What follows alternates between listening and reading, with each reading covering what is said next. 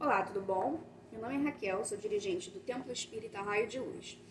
Venho hoje trazer para vocês mais um vídeo falando sobre as outras religiões afro-brasileiras, tá? O que dão origem às derivações que existem nos dias atuais dentro da nossa Umbanda.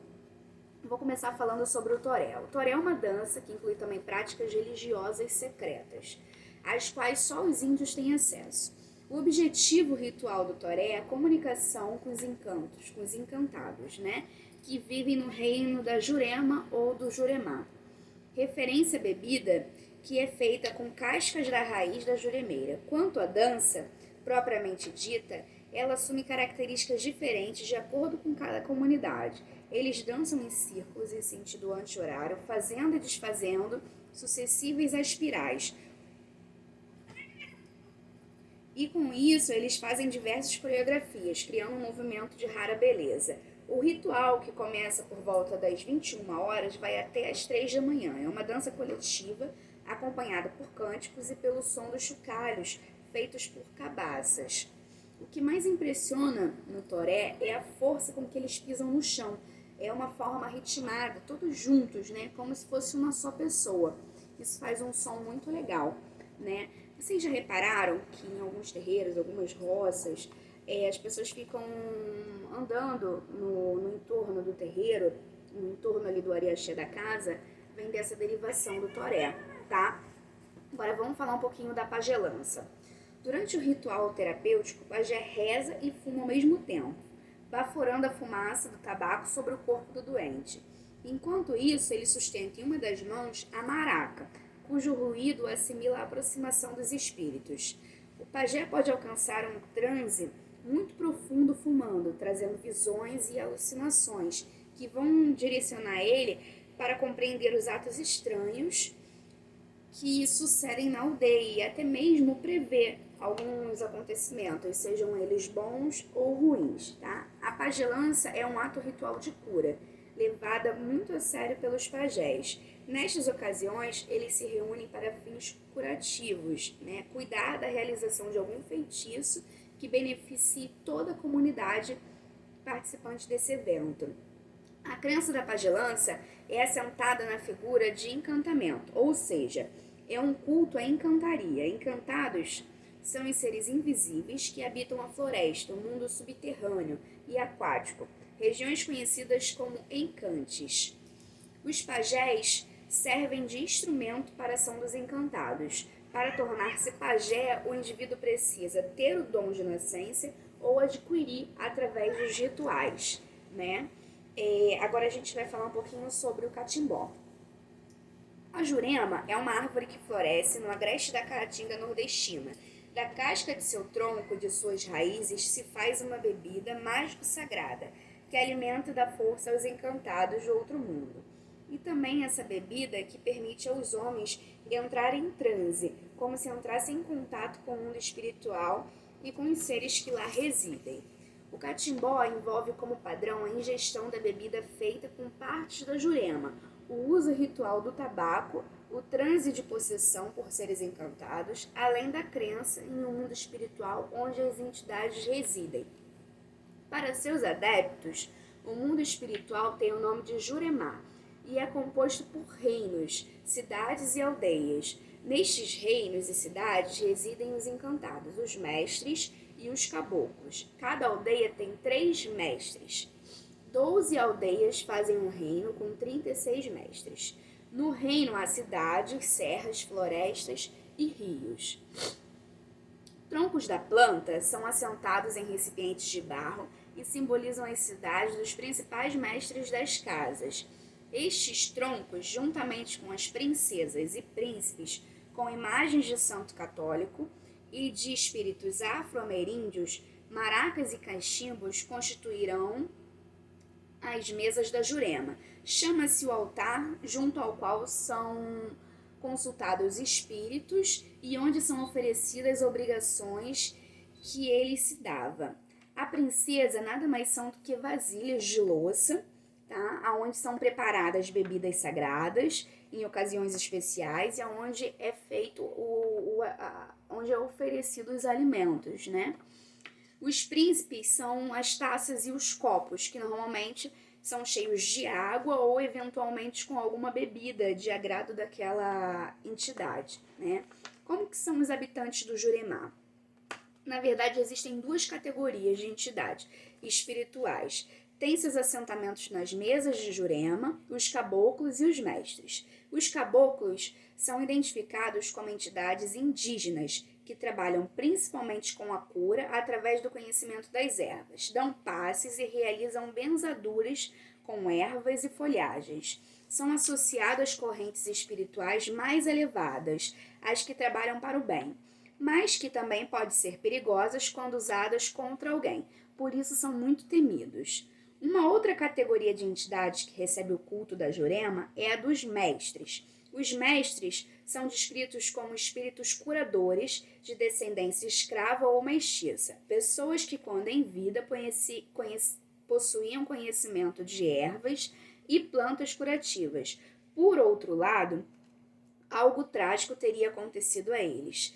Teriam morrido e se encantado, podendo assim voltar para acudir aqueles que ficaram neste vale de lágrimas. Alguns deles se iniciaram nos mistérios da ciência, da Jurema antes de morrer. Outros adquiriram esse conhecimento no momento da morte, pelo fato desta ter acontecido próximo a uma espécie da árvore sagrada. O símbolo dos mestres é o cachimbo, ou marca, cujo poder está na fumaça que tanto mata como cura, dependendo se a fumaçada é à esquerda ou à direita. Essa relação com a magia da fumaça é expressamente nos assentamentos dos mestres, onde sempre se encontra presentes rodinhas de fumo de rolo e cachimbos e são feitas toadas, onde são feitas toadas. As marcas são gravadas nos cachimbos, indicam as vitórias alcançadas pelos mestres que a usam. Quando em terra, os mestres se chegam embriagados e falam embolados, são brincalhões, falam palavrões, mas são respeitados por todos. Dançam, tendo com base um ritmo dos ilus e a letra das toadas. Como oferendas, recebem a cachaça, o fumo e alimentos preparados com crustáceos e moluscos diversos. Com essas iguarias, agrada-se e fortifica-se os mestres. A bebida é feita com a entrecasca do caule da raiz da jurema e entre outras ervas da ciência, acrescidas a aguardente e, entretanto, a maior fonte de força e ciência para essas entidades. Também trabalham no catimbó as mestras. Tais mestras são respeitadas nos assuntos do coração. São elas que nos dão conselhos às moças e rapazes que queiram casar-se, que realizam amarrações amorosas e fazem e desfazem casamentos. As reuniões e festas são feitas da seguinte forma: uma mesa pode ser aberta pela direita ou pela esquerda. Nas abertas pela direita, só as entidades mais elevadas devem se fazer presente. Incorporadas, elas dão passe, receitam banhos e ervas e defumações. Quando se abre uma mesa pelas esquerdas, qualquer tipo de entidade espiritual pode vir. Os trabalhos não precisam necessariamente visar o mal de alguém. Contudo, abertos trabalhos por este lado da ciência, já é possível desenvolver os inúmeros inimigos que estão sempre à espreita, os males que estes possam estar fazendo. Orações e saudações são feitas, canta-se para abrir a mesa e chamar os guias. Em algumas casas, estes dão sua presença, afirmando que protegerão seus discípulos durante a realização dos trabalhos. Subir no último índio ou caboclo é o momento em que todos, exceto o jurameiro mor, se prostarem de joelhos no chão e pedir a Jurema licença para entrar em seus domínios e que os senhores mestres já vêm chegando. É o momento das consultas, que sempre tem clientela certa, momento onde coisas sérias são tratadas com irreverência, sem que, no entanto, percam a gravidade e o apreço dos mestres e mestras, sempre prontos a ajudar seus afilhados. Nos casos mais graves, entretanto, o mestre logo marca um dia mais conveniente, onde poderá realizar trabalhos em particular. E assim que o mestre traz os recursos financeiros necessários para a manutenção da casa e do culto e de seu discípulo. Quando os mestres se vão, chegam as mestras. Bom, esse foi um pouquinho sobre o catimbó, tá? Agora a gente vai falar um pouquinho sobre o candomblé. O candomblé é uma religião de origem africana, com seus rituais e, em algumas casas, sacrifícios. Através dos rituais é que se cultuam os orixás. O candomblé é dividido em nações que vieram para o Brasil na época da escravidão. São duas nações com suas respectivas ramificações. A nação sudanesa traz o Ijexá, o Queto, o Jeje, o Jeje de Mina, o Fon e o Nagô. A nação Bantu traz o Congo, a Angola e a nação que é misturada, Congo e Angola. Desde muito cedo, ainda no século XVI, constata-se na Bahia a presença de negros Bantu, que deixaram sua influência no vocabulário brasileiro e trouxeram algumas culinárias, o acarajé, o caruru, a malá, etc. Em seguida, verifica-se a chegada de numerosos contingentes de africanos, provenientes das regiões habitadas pelos daumianos, que são os Jeses, e pelos iorubás, que são os nagôs, cujos rituais de adoração aos deuses permanecem ter servido de modelos e as etnias que já instaladas na Bahia. Os navios negreiros transportaram através do Atlântico durante mais de 350 anos não apenas a mão de obra destinada aos trabalhos de mineração, dos canaviais e de plantação de fumo, como também sua personalidade, sua maneira de ser e suas crenças. As convicções religiosas dos escravos eram, entretanto, colocadas às duras penas quando aqui chegavam, onde eram batizados obrigatoriamente para a salvação de suas almas e deviam curvar-se às doutrinas religiosas de seus donos. Vamos lá, os primeiros terreiros de candomblé. A instituição de confraria religiosa sob a ordem da Igreja Católica superava as etnias africanas. Os negros de Angola formavam a venerável Ordem Terceira do Carmo, fundada na Igreja Nossa Senhora do Rosário do Pelourinho.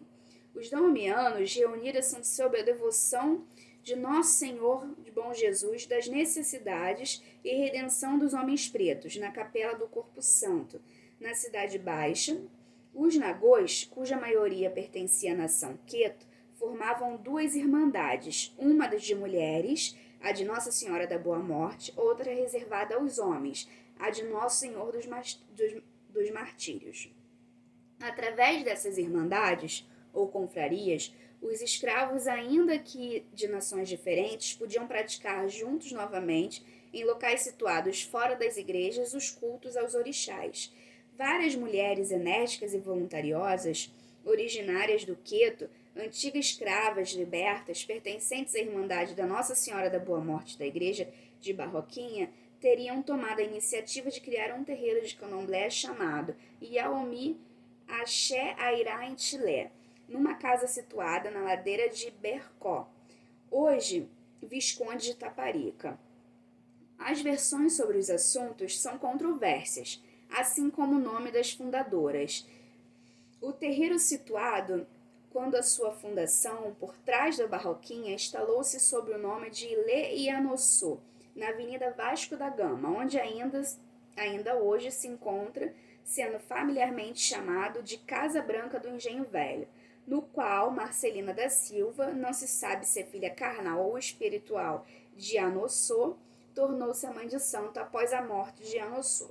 O primeiro toque dessa casa de candomblé feito foi num dia de Corpus Christi e foi reverenciado ao orixá Oxóssi. Agora a gente vai falar um pouquinho sobre o candomblé de caboclo.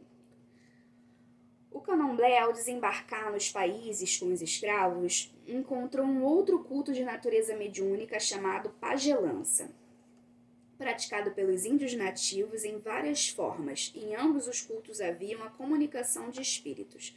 Com o tempo, alguns terreiros começaram a misturar os rituais de candomblé com os da pagelança, dando origem a um outro culto chamado candomblé de caboclo. Naturalmente, os espíritos que se manifestavam eram de índios e negros, que o faziam com finalidades diversas.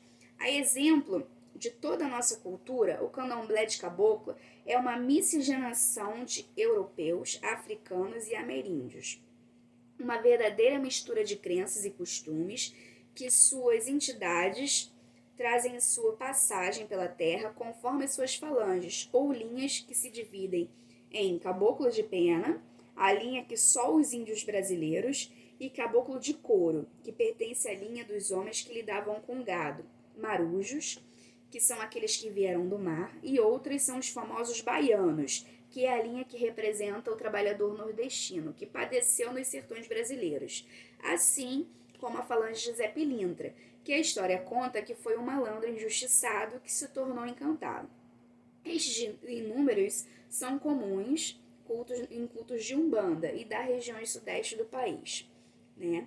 As influências do Queto, Jeje, catolicismo, ameríndia, usam dentro da ritualística do Gongá palavras de origem indígena, que quer dizer altar, seria peiji, tá? Onde misturam imagens de todos os tipos, santos da Igreja Católica, preto velhos, crianças, índios, sereias e etc. Trazem do candomblé as festividades que louvam os orixás e utilizam os atabaques no lugar das sessões, realizam giras. A vestimenta é igual à do candomblé, usam rancó, camarinha, feitura e na saída ocorre a personificação do orixá. Utilizam o sacrifício de animais. Nas sessões normais, os caboclos utilizam cocares, arco, flechas e no que se refere aos trabalhos, o nome que é dado é mandinga. Utilizam o padê, que é uma exigência dos Exus. Os cânticos são denominados e misturam cânticos em português com Yorubá, tá? Agora vamos falar um pouquinho do Molocô. O Molocô ele traz a influência da Angola, do Congo, do Queto, do Jeje, do catolicismo e da ameríndia, também denominado de Umbanda mista.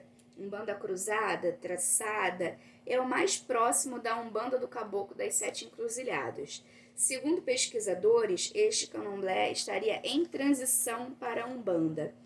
Por que ele está em transição pela Umbanda? Porque ele traz uma mistura, né, de várias nações afro-brasileiras, que na verdade é essa mistificação que existe dentro da nossa Umbanda que a gente tem hoje, tá? Por isso que eles estão caminhando para se tornar Umbanda. Agora vamos falar um pouquinho sobre a Quimbanda. A lei de Quimbanda tem um chefe supremo, a quem chamam de maioral da lei e de Quimbanda, entidades que se entendem diretamente como chefe das sete linhas da lei de Umbanda, aos quais prestam obediência, recebendo e acatando ordens de São Miguel Arcanjo, por intermédio deles. Divide-se a lei de Quimbanda da mesma forma que a lei de Umbanda, isto é, em 7 linhas, e as subdivisões também são feitas de modo igual a outra. Os espíritos da última linha, que é conhecida como linha mista, se comprazem na prática do mal, como todos os componentes de outras linhas, porém agem indiretamente, isto é, arregimentam espíritos sofredores, desconhecedores do estado espiritual que se encontram, para colocá-los junto da pessoa. Eles são escravizados, tá? O grupo de pessoas a quem desejam fazer o mal provocam assim no indivíduo moléstias diversas pelo contato fluídico deste espírito com o perispírito da vítima, ou seja, eles escravizam esses espíritos sofredores, tá? E eles são condicionados a influenciar a pessoa. E normalmente esses espíritos carregam ali no perispírito deles, né, alguma doença grave que eles tiveram no momento em que eles foram encarnados, né? E essas moléstias começam a ser transferidas para essa vítima, para essa pessoa que eles estão tentando causar o mal, tá? Aí vem os trabalhos espirituais, onde a gente consegue fazer essa limpeza, né? Tem muita doença que na verdade não é da matéria, é do espírito. E através dos trabalhos espirituais a gente consegue trazer a cura para essa pessoa, tá? Tratando o perispírito. Geralmente, verifica-se que o espírito durante e atuante transmite às vítimas a moléstias de que era portador, quando ainda presa a matéria na terra. Os espíritos das outras linhas de Lady Kimbanda são astutos, egoístas, sagazes, persistentes, interesseiros e vingativos. Porém, agem diretamente e se orgulham das vitórias obtidas. Muitas vezes praticam o bem e também o mal, a troco de presentes, que são entregues nas encruzilhadas, nos cemitérios, nas matas, nos mares, nos rios, nas pedreiras e também nas campinas. O médium de magia negra são também interesseiros e só trabalham a troco de dinheiro ou de presentes de caro valor. Entre todos os espíritos quimbandeiro, os mais conhecidos são os Exus, porque os exércitos deles são enormes e poderosos e agem em todos os setores da vida na Terra, e dessa forma são conhecidos alguns nomes de chefes de falanges e legiões. Um exemplo: Exu Veludo, Exu Tiiri, Exu Mirim, Exu da Campina, Pombogira e etc. Todos os espíritos da lei de Kimbanda possuem luz vermelha, sendo chamado de maioral. O maioral possui uma irradiação de luz vermelha tão forte, mas tão forte que nenhum de nós suportaria a sua aproximação. Existe a necessidade da existência desses espíritos quimbandeiros para trazer o equilíbrio, porque é através deles que pagamos nossas faltas, sofrendo as consequências de nossas maldades e erros. São eles, portanto, os agentes incumbidos de concorrer para as nossas provações, consoantes de faltas do passado ou mesmo do presente. São os senhores do karma. Bom, a partir da mistificação dessas principais culturas, né, a gente tem as ramificações da Umbanda. Hoje temos várias ramificações da Umbanda, que guardam raízes muito fortes das bases iniciais e outras que absorvem características das outras religiões, mas que mantêm a mesma essência no objetivo de prestar a caridade com humildade, respeito e fé. Alguns exemplos dessas ramificações são a Umbanda tradicional, que é oriunda do Zélio Fernandinho de Moraes, e a Umbanda popular. A Umbanda popular ela era praticada antes do Zélio, conhecida como macumbas ou candomblés de caboclo, onde podemos encontrar um forte sincretismo dos santos católicos associado aos orixás africanos. A Umbanda branca, também conhecida como Umbanda de mesa, com um cunho espírita kardecista muito expressivo, nesse tipo de Umbanda, em grande parte, não encontramos elementos africanos, no caso orixás, nem o trabalho com exus e pombogiras ou a utilização de elementos como o atabaque, fumo, imagens e bebidas. Essas linhas doutrinárias se prendem mais ao trabalho de guias como caboclos, preto velhos e crianças, também podendo encontrar a utilização de livros espíritas kardecistas como fonte doutrinária. A Umbanda esotérica é diferenciada entre alguns segmentos oriundos de Oliveira Magno e que intitulam a Umbanda como Arrumbanda, conjunto de leis divinas. A Umbanda iniciática é derivada da Umbanda esotérica e foi fundada pelo mestre Rivas Netos, onde há a busca de convergência doutrinária e o alcance de Gente, eu não sei ler essa palavra aqui não. Ombandu, o ponto de convergência e síntese. Existe uma grande influência oriental, principalmente em termos de mantras indianos e utilização de sânscritos. Outras formas existentes, mas não têm denominação apropriada, se diferenciam das outras formas de Umbanda por diversos aspectos peculiares, mas que ainda não foram classificadas com um adjetivo propriamente para ser colocado depois da palavra Umbanda, né?